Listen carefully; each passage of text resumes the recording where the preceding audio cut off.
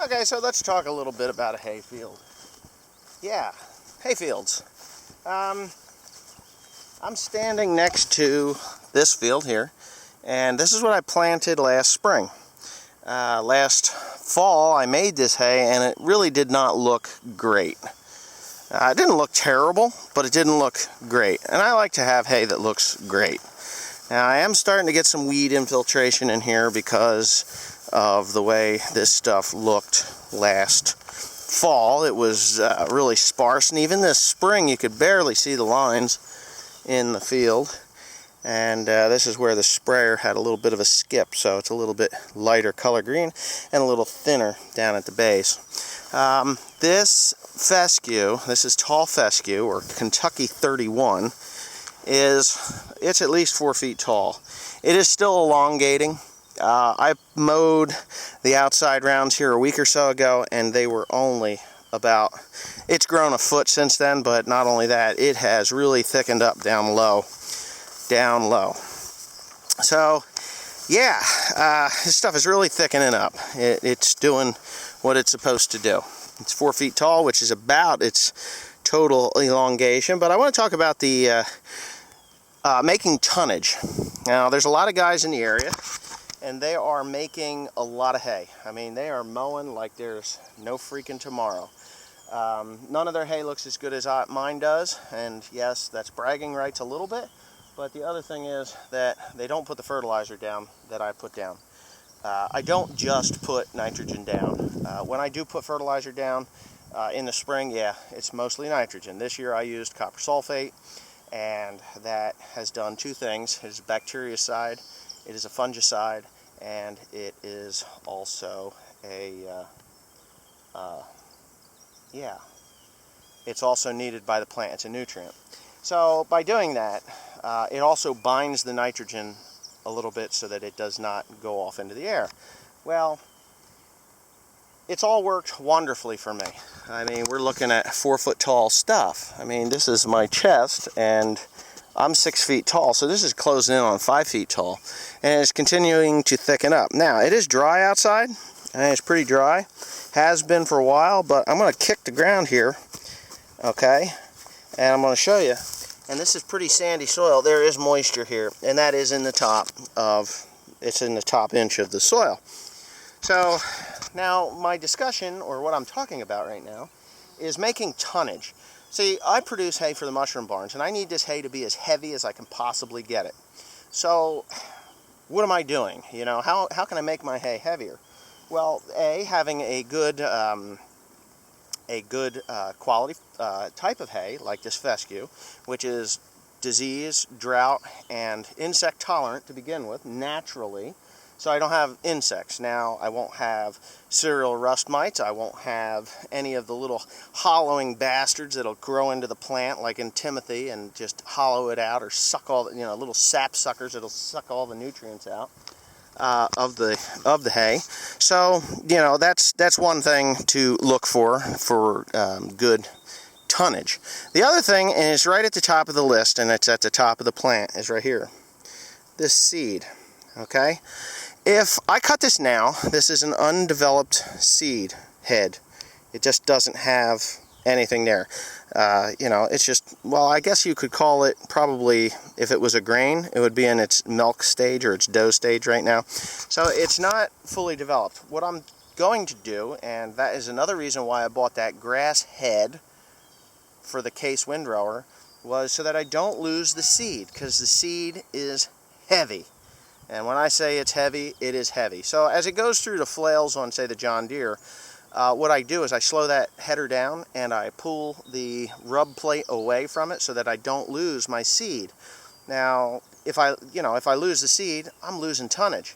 So with the Case windrower, I'm not going to lose any of that seed, or very little of the seed, and it will make it to the baler. So that is going to be somewhere around 300 pounds to the acre. Okay, so all right, what's 300 pounds to the acre? Well, if I do 300 acre, or 300 pounds over 1,000 acres, that's 300,000 pounds. Do that over the almost 3,000, 3 to 5,000, 3 to 4,000 acres of hay that I'm going to do. you can just imagine that's 3, 6, 9. Just say I do 3,000 acres. I'm somewhere around 3,500, 3,700 in there. Just say I do 3,000 acres. 3, 6, that's 900,000 pounds of hay, of seed. So that's what it will equal out to be on these fields. So that's where I'm going to make my tonnage. Now, my baler has a scale. The scale is working perfectly. I am right now with the hay that I've made, and I've cut it prematurely, a little bit earlier. I was at somewhere between 2 3/4 and 3 tons to the acre. And the weight of that hay is, or the moisture of that hay is high. It's at 25 to 30%. I will get a steam out effect, which will actually bring that down to somewhere around 18 to 20% moisture overall throughout the course of the year. But I can also add water through rain, if I need to, which in order to make the hay that I need to make, and reach the tonnage that I need to reach, I get paid to 22%. If I get over 22%, they dock me down to 20%, so I'm good to go there. So that's how I'm making the tonnage, or how I plan to make more tonnage out of the same amount of acreage, is just to keep the seed in the head. Now, fescue will stay green all summer long, okay? And that seed will stay in the head for a long, long time. It doesn't just, like a lot of your orchard grasses. This is what orchard grass looks like. It's right here. So I got this orchard grass, and it was in bloom last week, but this here is weak, and I'm knocking off the flowers, and the pollen is going to come out of there. But this here becomes weak by, say, September. This is pretty well just a stalk. It's going to look like this. Okay, it's gone. Bugs will eat it, birds will eat it, and it becomes weak and it falls off of there. Especially when I go through with a mower, this will break off going through the rake or even through the baler, and I will have that problem. I'll have that problem there too, which I don't really want to have problems. I want to make as much as I possibly can off the same amount of acres as I had last year. Now here's an interesting plant.